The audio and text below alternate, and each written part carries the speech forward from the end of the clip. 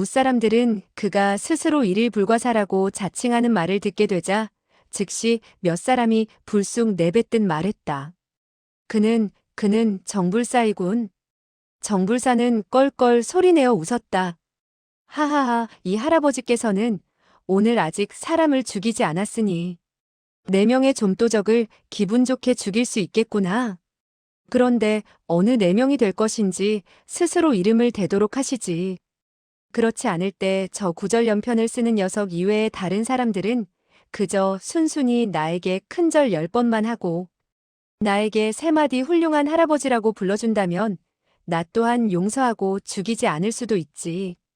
그러자 싸늘한 냉소소리와 더불어 4명의 사람이 벌떡 몸을 일으켜서는 성큼성큼 반전 문 밖으로 나가더니 문 밖에서 한 일자로 늘어섰다. 그들 4사람은 풍량 이외에 범일비와 여정평 그리고 중년의 여인이었다. 그 여인은 무기를 들지 않고 문 밖에 이르자마자 2폭의 비단치마를 위로 획 뒤집고 허리띠를 차는데 허리에는 시퍼렇게 2줄로 단도가 꽂혀 있었고 단도는 각기 반자 정도의 길이인데 적어도 30여 자루는 될 것 같았다. 그 30여 자루나 되는 단도들이 정제하게 허리에 한 꽃을 수놓은 란대에 꽂혀 있었다. 범일비는 왼손으로 판관쌍피를 들고는 낭낭히 입을 열었다. 불초는 요동학 범일비로서 학필문의 장문이니요. 오늘 청룡문의 장문인 풍량풍 형제, 그리고 쾌도문의 장문인 여정평 여형제, 그리고 만마장의 여장주 비황도 고3낭자와 더불어 다른 사람과 약속을 지키기 위해 본파 문인 제자들을 데리고 관동에서 중원으로 들어온 것이요. 우리 관동 사문으로 말하면 정나으리와는 과거에 원한이 없었고 근래에 와서도 또 어떤 감정을 살 일도 하지 않았는데 그토록 거듭 희롱을 하고 모욕을 하다니 도대체 무엇 때문이요? 정불사는 그의 말에 대해서 전혀 들은 척도 하지 않고 고개를 옆으로 돌리고는 고3낭자를 잠시 동안 바라보더니 시큰둥하게 말했다. 아름답지 않군. 못났군. 그는 그 한마디를 내뱉게 되었을 때에 똑바로 고3낭자를 바라보면서 연신 고갯짓을 했는데 그것은 서화폭을 감상하던 중 크게 마음에 들지 않아서 하는 행동처럼 보였다. 물론 그와 같은 표정과 태도는 고3낭자의 얼굴 모습이 잘 생기지 못했다는 것을 말하고 있다는 것쯤 모든 사람이 다 알 수가 있었다. 고3낭자는 성격이 열화와 같았을 뿐만 아니라 평소에 자만심이 많은 사람이었다. 그 원인은 첫째 그녀 자신에게 정말 놀라운 재간이 있었고 둘째로 그녀의 부친이나 시아버지 그리고 사부님이 강호무림에서 모두 다 엄청난 권력을 갖고 있었기 때문이며 셋째로는 만마장에 좋은 밭들이 만경이나 되는 데다가 거기다가 목장과 인삼밭도 있을 뿐만 아니라 소유하고 있는 이면은 그 평수를 헤아릴 수 없을 정도였다. 그렇기 때문에 그녀는 비록 과부이지만 관동에서는 크게 명성을 드날리는 여인이었고 흑백이도의 인물이나 관가 그리고 백성들도 하나같이 그녀에게 3푼쯤 양보하는 편이었다. 정불사가 그토록 방자하고 말을 함부로 짓거리는 것은 그녀에게 있어서 한평생 받아보지 못한 수모였다. 더군다나 고3낭자는 젊었을 적에 관동 무림에서 퍽이나 아름답다고 이름이 난 사람이고 지금은 나이가 근 40이 다 되었지만 아직도 옛날의 화사함이 완전히 가셔진 것은 아니었다. 관동에서는 풍속이 비교적 순박한 편이고 여자들이 대다수 점잖은 편이기 때문에 다른 사람들이 그녀 앞에서 아름답다고 칭찬을 하더라도 희롱으로 여길 형편인데 정불사같이 크게 비아냥거리는 말을 했으니 그녀가 어찌 참을 수가 있겠는가. 이때 그녀는 성이 나서 얼굴마저 창백해져서는 부르짖었다. 정불사, 이리 나오시오.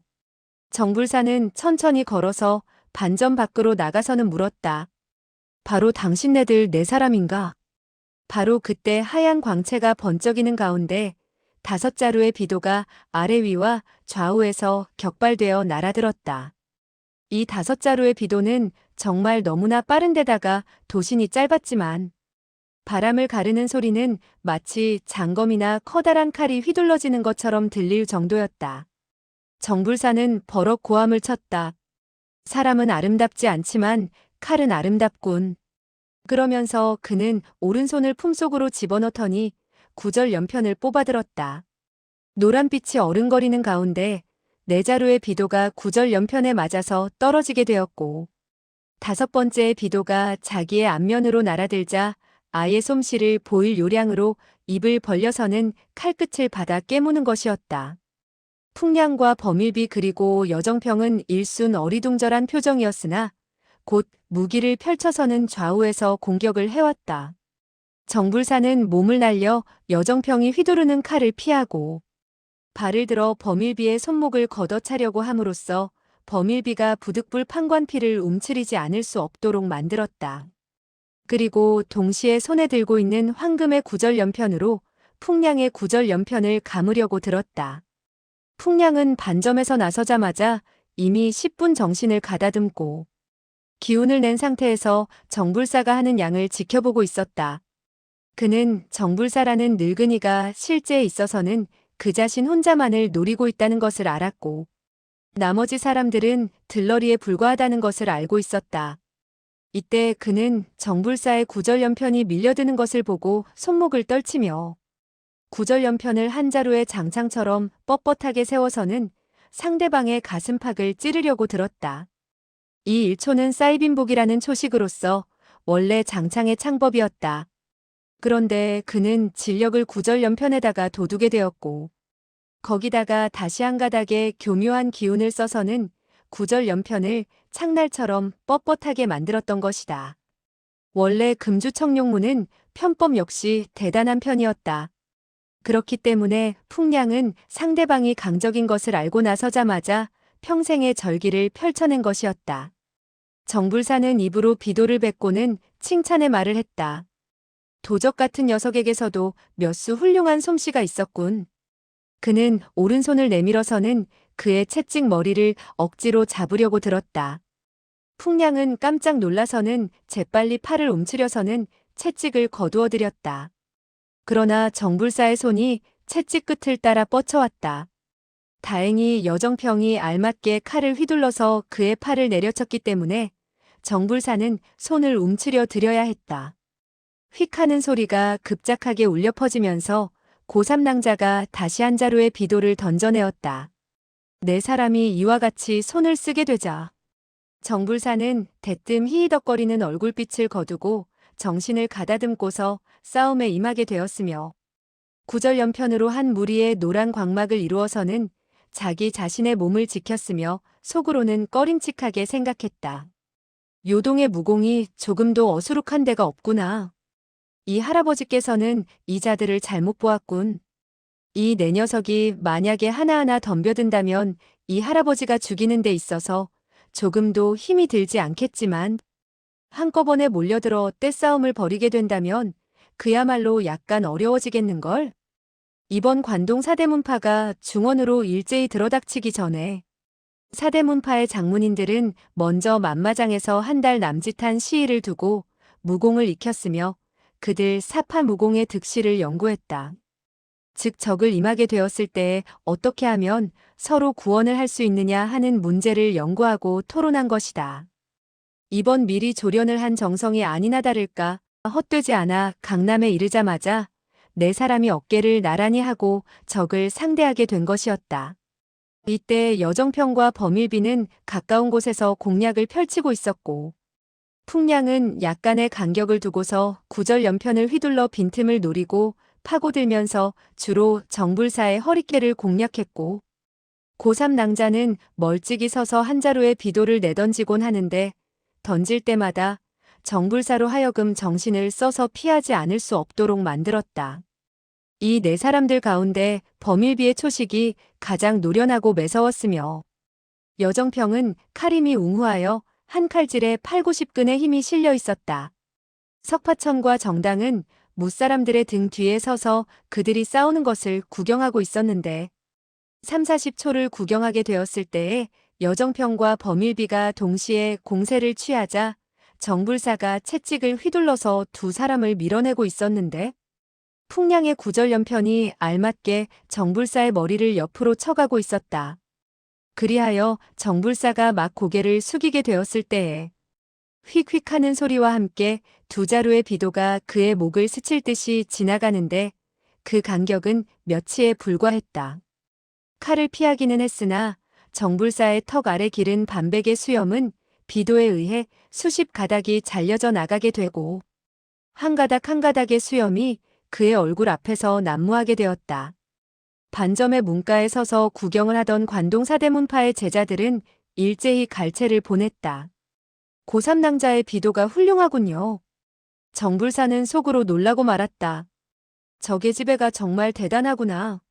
만약에 다시 살수를 펼치지 않는다면 아무래도 정불사는 오늘 크게 당하고 말겠구나. 갑자기 그는 길게 휘파람을 내불며 구절연편을 휘둘렀다. 채찍의 그림자가 어른거리는 가운데 왼손으로는 금나수법을 펼쳤고 구절연편으로는 멀리 있는 사람들을 공격했다. 그러니까 왼손으로는 가까이 있는 사람에게 공격을 하고 구절연편으로는 좀 떨어져 있는 사람들에게 공격을 한 것인데 왼손만으로도 여정평과 범일비 두 사람으로 하여금 공격하기보다는 수비를 더 많이 하도록 만들어 놓고 있었다. 관동 사대문파의 제자들은 갈채를 보내기는 했으나 그 소리를 끝내게 되었을 때에 얼굴에 하나같이 우려의 빛을 띄웠다. 옆에서 구경하는 석파천은 그야말로 싱글벙글했다. 그와 같은 수법들은 정불사가 양자강의 배 위에서 그에게 전수한 바가 있었던 것이지만 그 당시 그는 무학의 도리에 대해서 아는 바가 너무나 적었기 때문에 그저 억지로 미처 소화도 못 시키고 주워 삼키는 꼴이 되었던 것이고 따라서 전혀 어떻게 운용하느냐 하는 것을 몰랐다. 그런데 이 며칠 동안 부모님을 따라 검술을 배우게 되었는데 검술이 크게 진보했을 뿐만 아니라 한 가지 방법이 통하게 된다면 만 가지 방법이 통한다는 말이 있듯이 권각법의 조예마저도 이미 적지 않게 터득할 수가 있었다. 그리하여 정불사가 조나, 구, 타의 비결을 여지없이 발휘하여 펼치는 수법이 하나같이 교묘하고 매섭기 이를 데 없는 것을 보고는 놀람과 함께 기쁨을 느끼게 된 것이었다. 다섯 사람이 한참 동안 어울리게 되었을 적에 갑자기 정불사는 왼팔을 쭉 뻗었는데 그 순간 그의 손은 어느덧 여정평의 어깨 쪽지를 잡았다. 여정평은 칼을 휘둘러 그의 손을 내려치려고 들었다. 석파천은 그와 같은 광경을 보고 깜짝 놀라서는 그와 같이 칼을 베어내게 된다면 정불사가 그 기세를 빌어 반격을 시도하게 되고 그 결과 틀림없이 여정평의 안면을 후려치리라는 것과 정불사의 매서운 장력으로 미루어 볼 때 여정평의 목숨을 보존하기가 힘들 것이라는 사실을 알 수 있었다. 따라서 그는 자기도 모르게 불쑥 소리쳤다. 당신의 얼굴을 때리려는 것이오. 그의 내력이 충만한 만큼 그 소리는 여러 무기들이 휙휙하니 바람 소리를 일으키는 가운데에서도 여러 사람의 귀에 똑똑히 들렸다. 여정평은 무공이 뛰어난 사람이라 그 호통 소리를 듣게 되자 즉시 깨닫는 바 있어 총망 중에 손에 들고 있는 칼을 던지면서 몸을 땅바닥에 던져 대구르르 굴렀다.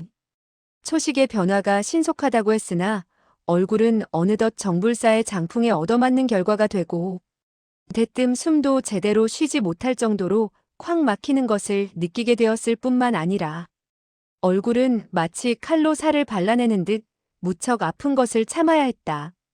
그리하여 그는 수 장 밖으로 굴러간 이후에야 벌떡 몸을 일으켜 세우기는 했으나 가슴이 쿵쾅쿵쾅 마구 뛰는 것을 금할 수가 없었다. 그는 조금 전에 생사의 간격이 그저 한 가닥 신라처럼 가늘었으며 만약 그 누가 있어 깨우쳐주지 않았더라면 그의 일장을 정통으로 얻어맞게 되었으리라는 것을 알았다. 여정평이 싸움의 테두리에서 굴러서 바깥으로 물러나게 되자 범일비는 즉시 잇따라 위험한 상태에 빠지게 되었다. 여정평은 급히 숨을 들이마시고는 부르짖었다. 칼을 던져라. 그의 큰 제자가 즉시 칼을 던졌고 여정평은 손을 뻗쳐 그 칼을 잡은 이후에 다시 공격해 들어갔다. 바로 이때 정불사의 금편이 어느덧 풍량의 연편을 휘감아서는 와락 당기게 되자 풍량의 몸뚱아리가 붕하니 떠서는 여정평의 칼날 쪽으로 부딪혀왔다. 여정평은 깜짝 놀라서는 칼을 돌리고 급히 피했다. 석파천은 부르짖었다. 범과 양반, 당신의 목을 움켜잡으려 할 것이니 조심하시오.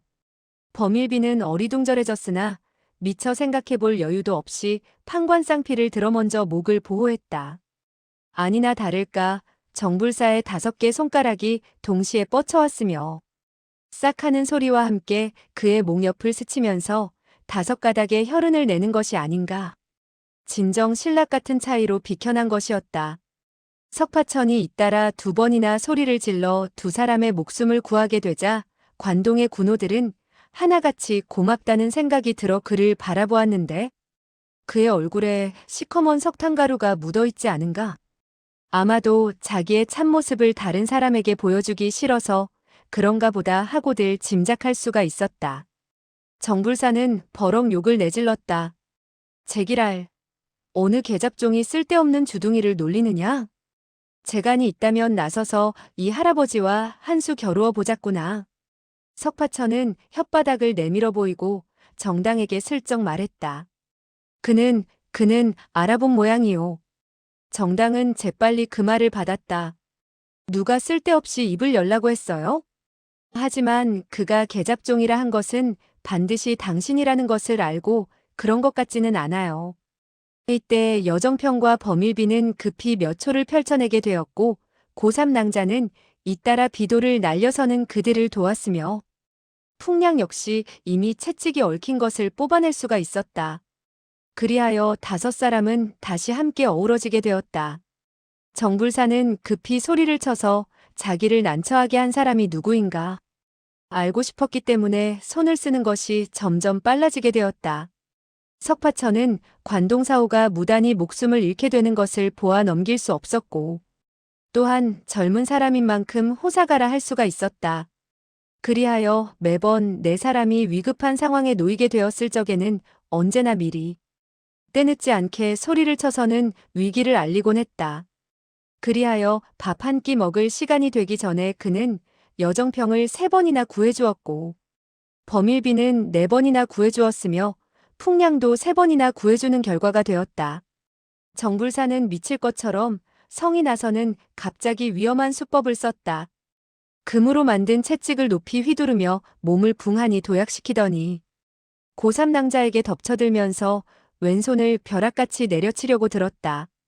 이 한 수에 천마행공의 초식이 펼쳐지게 되었는데 손이 떨어지는 곳이 무척 괴이했기 때문에 석파천은 급히 갈파하지 않을 수 없었고 그래서 고3낭자는 간신히 피할 수가 있었지만 오른쪽 어깨를 역시 정불사의 손가락에 스치게 되어 오른팔을 다시는 들 수 없게 되었다. 그녀는 오른손이 기운이 빠지게 되자 즉시 왼손으로 칼을 뽑아서는 휙휙하니 다시 세 자루의 비도를 정불사에게 쏘아보냈다. 정불사는 구절연편을 비스듬히 날려서는 상대방의 비도 2자루를 맞추었고 입을 벌려서는 3번째의 비도를 물고서는 즉시 채찍을 떨쳐 2자루의 비도가 나누어 풍량과 여정평에게로 쏘아져 가도록 만들었다. 동시에 그는 몸을 솟구쳐서는 허공에서 연편을 위에서 아래로 휘둘렀다. 고3낭자가 허리를 구부리고 연편을 피하려고 했을 적에 무사람들이 큰 소리로 놀란 소리를 내질렀다. 그 순간 고3낭자는 머리 위가 바짝 조여드는 것을 느끼게 되었고 자기도 모르게 몸이 붕 떠오르는 것을 깨달을 수가 있었다. 원래 정불사는 금으로 만들어진 연편의 끝으로 그녀의 상투 머리를 휘감아서는 그녀를 허공으로 들어올린 것이었다. 풍량 등 3사람은 깜짝 놀라고 말았다. 4사람이 함께 손을 쓰는 이 마당에도 적의 핍박을 받아 아슬아슬한 고비를 연신 맞아야 했는데 고3낭자가 만약에 난을 당하게 된다면 나머지 3사람도 결코 요행을 바라볼 수가 없었기 때문에 즉시 3사람은 자기의 몸들을 돌보지 않고 정불사에게로 덮쳐들었다. 정불사는 한 가닥의 진기를 끌어모으더니 훅 하니 입에 물고 있던 비도를 고3 낭자의 배 쪽으로 뱉어 보내고 왼손으로는 나, 타, 구, 략의 수법을 써서는 순식간에 잇따라 살수를 펼쳐 덮쳐드는 세 사람을 물리쳤다. 고3 낭자는 몸이 허공 중에 떠 있었기 때문에 비도가 날아드는 것을 도저히 피할 수가 없었다. 그리하여 그녀가 눈을 질끈 감는 순간 그녀의 뇌리에 번개 같은 생각이 떠올랐다. 나의 비도 아래 죽은 마적들이 7, 80명은 될 것인데 오늘은 내가 내 자신의 비도 아래에 죽게 되었으니 정말 인과응보로구나. 정말 공교롭기 이를 데 없는 일이었다.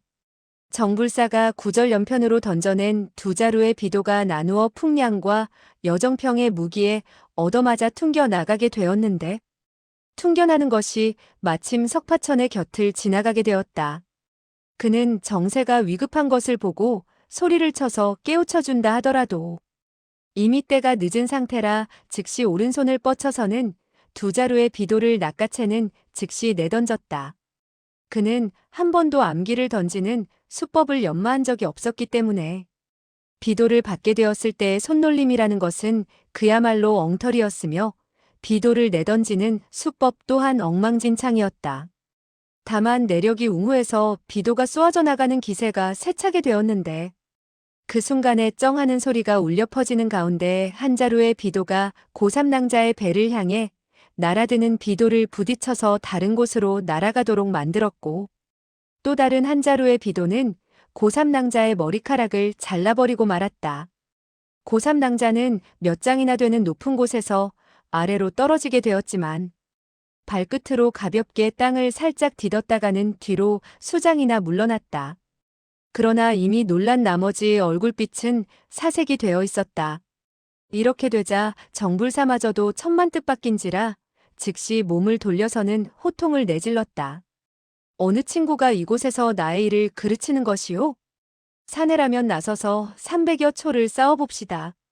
갯꼬리 감추듯 하고서야 어찌 호걸이라 할 수가 있겠소.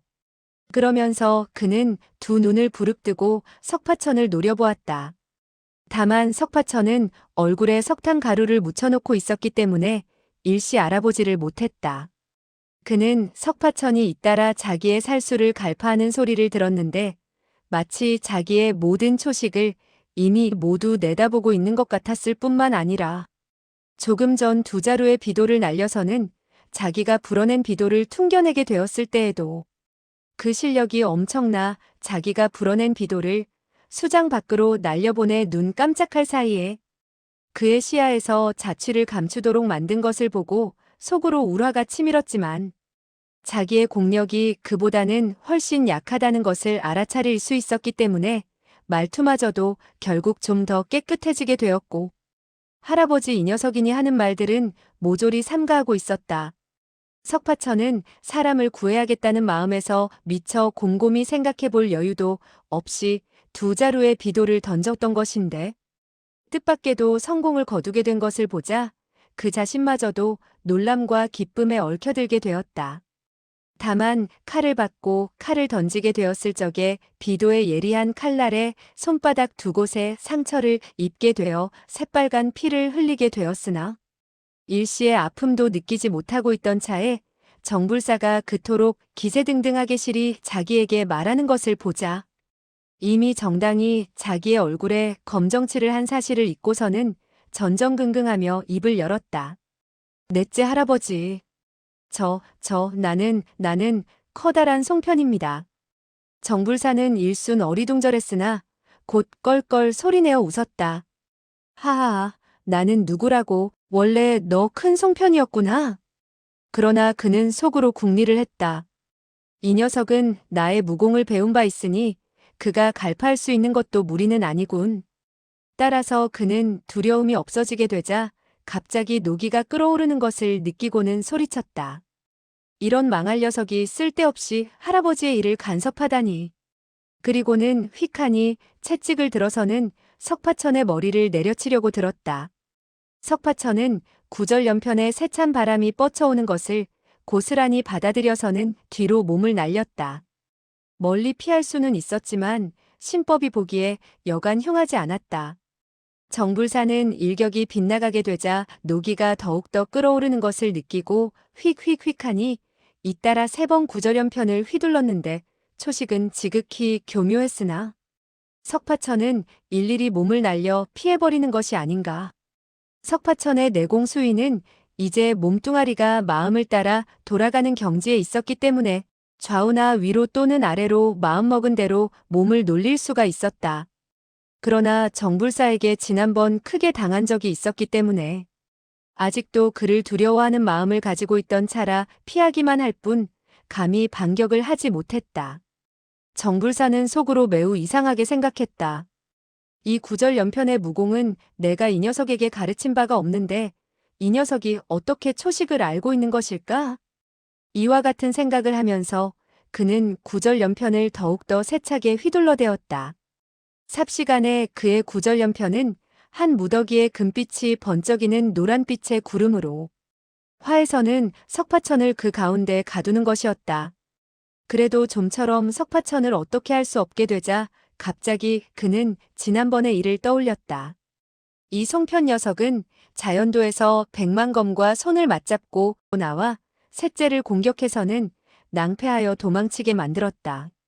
아니 셋째는 그야말로 체면이 뭉개질 정도로 대패를 당했지만 이 정넷째는 후배와 이것저것 따지고 싶지 않아서 소탈하게 그 자리에서 표현이 물러서서는 내 갈 길을 가고 만 것이었지. 그때 이 녀석은 이 할아버지를 무서워해 감히 뒤쫓아오지 못했지만 그래도 이 녀석은 아무래도 약간 이상한 데가 있구나. 다른 사람들은 석파천이 구절연편이 마구 휘둘러지는 사이에서 이리저리 몸을 날리며 잇따라 엄청난 위기에 몰렸다가는 종종 신락 같은 차이로 간신히 벗어나는 것을 보고는 어느덧 모두 다 손에 식은땀을 쥐어야 했다. 그러나 석파천은 오히려 이상하게 생각하고 있었다. 넷째 할아버지는 어째서 정말로 나를 때리지 않는 것일까? 그는 나와 장난을 쳐서 일부러 구절연편을 나의 몸곁을 스쳐서 지나가게 만드는 것일까? 그는 정불사가 이미 십성의 공력을 돋우고 공격을 했으나 시종, 신락 같은 차이로 채찍이 빗나가고 있다는 사실을 석파천은 알 턱이 없었다. 정당은 평소 이 작은 할아버지의 무서움을 잘 알고 있었기 때문에 그가 크게 위세를 떨치며 매번 채찍을 휘두를 때마다 석파천의 근골을 분질러 놓을 것 같은 기세를 보고는 갈수록 걱정이 되어서 부르짖었다. 천오라버니, 빨리 반격을 해요. 반격을 하지 않는다면 야단나요. 무사람들은 이 몇 마디의 카랑카랑한 여인이 부르짖는 듯한 소리가 한 점소이의 입으로부터 흘러나오자 진정 희한한 일들이 그야말로 끝이 없이 일어나고 있구나 하는 생각을 하게 되었다. 그러나 그들은 정불사와 석파천 두 사람 가운데 한 사람은 미친 듯이 금으로 만들어진 채찍을 휘둘러대고 또 다른 한 사람은 어지럽게 피하느라 돌아가는 광경에 온 신경을 돋우고 있었기 때문에 점소이가 갑자기 간드러진 음성을 낸 데 대해서는 미처 놀라워하거나 의아해할 여가를 가질 수가 없었다. 석파천은 석파천대로 지난번 상천관에서 있었던 일을 떠올리고 있었다. 어째서 야단난다는 것일까? 그렇구나.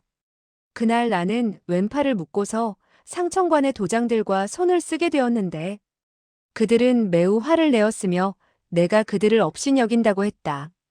어머님께서는 만약 다른 사람과 손을 쓰게 되었을 때에 가장 꺼려하는 것은 바로 상대방을 경시하는 것이라고 말씀하시지 않았는가? 그리고 내가 상대방을 상대로 싸워서 이기는 것은 관계가 없지만 언행에 있어서 조금이라도 무시하는 뜻을 보이게 된다면 상대방은 틀림없이 커다란 치욕으로 알고 그때부터 원한을 가지게 된다고 하셨으니 내가 피하기만 하고 손을 쓰지 않는다는 것은 넷째 할아버지를 경시하는 결과가 될 것이다. 그리하여 그는 두 손을 일제히 뻗쳐서는 정불사의 가슴팍을 움켜쥐려고 들었다. 그가 사용하는 것은 바로 정당이 전수해준 18로의 금나수법이었다.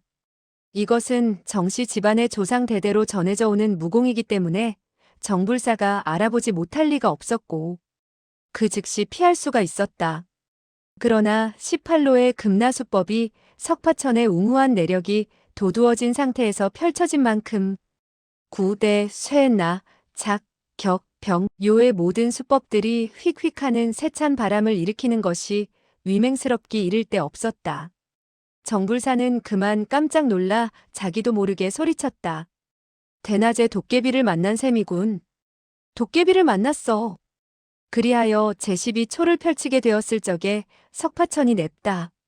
손을 뻗쳐서는 복미수 가운데에 5번째 되는 변화를 구사해서는 황금의 구절연편 끝을 손에 낚아채게 되었다. 정불사는 기운을 돋우어서 빼앗으려고 들었으나 꼼짝도 하지 않았다. 그는 일성을 대갈하며 한평생을 쌓아온 힘을 다해서 세차게 끌어당기며 자기가 남들에게 구절연편을 사용하지 못하도록 하면서 만약 내 자신이 구절연편을 다른 사람에게 빼앗긴다면 이후에 무슨 면목으로 사람을 대할 수 있겠느냐 하고 생각했다. 따라서 자기 쪽으로 끌어당기게 되었을 적에 그의 온몸에서는 뼈마디가 우두둑 우두둑 하는 소리가 울려 퍼졌다. 공력을 극도로 발휘한 것이었다. 석파천은 단순하게 생각했다. 당신이 무기를 잡아당긴다면 내가 손을 놓지 뭐. 그러면서 그는 손가락을 놓았다. 그러자 쿵쿵 와르르 하는 소리가 크게 일었다. 정불사의 몸뚱아리가 뒤로 날려가서는 꽝 하고 반점의 흙담에 부딪혀서 흙담이 반쯤 무너지게 된 것이었고 그 바람에 벽돌 조각과 흙들이 반점 안으로 쏟아져 들어가게 되어 탁자와 걸상은 말할 것 없고 탁자 위의 대접과 접시들을 마구 뒤덮고 깨뜨리게 되었던 것이었다. 곧이어 네 마디의 처참한 비명소리가 울려 퍼지는 가운데 한 명의 관동에서 온 사대문파의 제자 한 사람과 3명의 구경꾼이 그만 앞으로 엎어지게 되었는데 그들의 등 중심에서는 선혈이 솟아나고 있었다. 석파천은 서둘러 달려가 보았다. 4사람의 등은 깨어진 대접이나 대나무 젓가락에 적중된 것이었고 정불사는 이미 간데온데 없이 사라지고 보이지 않았다. 아마도 그는 자기가 대적하지 못할 것을 알고는 가슴속에 끓어오르는 노기를 안고서 떠나게 되었지만 도저히 분풀이를 할 수 없게 되자 손에 잡히는 대로 깨어진 대접과 대나무 젓가락을 집어서는 4사람을 향해 던져 4사람을 쓰러뜨린 것이었다. 이때 범일비 등도 재빨리 달려와 4사람을 부축해 일으켰다. 그러나 모든 사람들은 요해를 적중당해 이미 숨이 끊어져 있었다. 정불사가 그토록 흉악하고 거친 것을 보자 모두들 아연실색하고 말았다. 또 한편으로는 만약에 석파천이 의협심에서 나서주지 않았더라면 지금쯤 시체가 되어서 땅바닥에 나뒹굴어져 있을 사람은 지금 쓰러져 있는 4사람이 아니라 바로 그들 사대문파의 장문이었으리라는 생각을 하게 되었다. 따라서 그들은 일제히 석파천에게 절을 했다. 소엽의 그 높으신 의리와 은덕은 좀처럼 잊을 수가 없을 것 같구려. 소엽의 존성대명은 어떻게 되시오? 석파천은 이미 어머님으로부터 강호에서 갖추어야 할 예절 같은 것을 배웠기 때문에 즉시 그 역시 절을 하며 발례를 하고는 말했다. 감당할 수가 없소이다. 조그만 일을 가지고 뭘 그렇게까지 말씀을 하시는지요. 불초의 성은 석씨이며 이름은 중옥이라 하오이다. 그리고 그는 다시 4사람의 성명과 문파를 물어보았다. 범일비 등이 자기네들의 신분과 성명을 밝히더니 다시 정당의 이름을 물었다. 석파천은 그 말에 단순히 입을 열었다. 그녀는 띵땅이라 하지요. 바로 나의 나이. 잇따라 나이라는 말을 했을 뿐 얼굴이 시뻘개져서는 다음 말을 잇지 못했다. 범일비 등은 경험이 많고 온갖 풍상을 겪어온 사람들이라 한 쌍의 젊은 남녀가 변장을 하고 동행을 하게 되었을 적에는 자연히 어느 정도 겸연쩍고 말 못할 사정이 있으리라고 생각을 했다.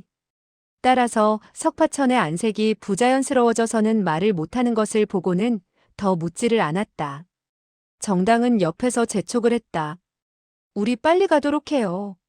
석파천은 고개를 끄덕였다. 그럽시다. 그리고 그는 2 손을 맞잡고 무사람들에게 작별을 고했다. 범일비 등은 끊임없이 사의를 표하면서 고을 밖까지 전송을 했다. 여러 사람들은 다시 석파천에게 사문 내력을 가르침 받으려고 했으나 정당이 옆에서 자꾸만 석파천에게 눈짓을 하는 것을 보고 다른 사람에게 알리기를 싫어한다는 것을 알아차리고는 인사말만 했다. 석소엽이 오늘 베푸신 커다란 은혜는 한평생 보답하기가 어려울 것 같소이다. 차후에 명령만 내린다면 우리 관동의 맏형제들은 끓는 물 속이 아니라 타는 불길 속으로 뛰어드는 한이 있더라도 마다하지 않겠소이다. 석파천은 어머님이 그에게 가르쳐준 바 있는 대로 응수를 했다. 모두가 무림의 일맥이니 의당 서로 도와야 하지요. 여러분들이 이토록 겸손해 하시니 불초가 오히려 부끄러울 뿐이외다. 오늘 이렇게 친구로 맺어지게 된 것을 불초로서는 실로 그지없이 기쁘게 생각하는 바이올시다. 범일비 등은 그에게 목숨을 구원받게 되었기 때문에 그렇지 않아도 매우 고마워하던 차인데 젊은 나이에 무공이 그토록 고강하면서도 또한 사람됨이 겸손하고 온화한지라 더더욱 우러러보게 되었고 그대로 헤어지는 것이 섭섭했다.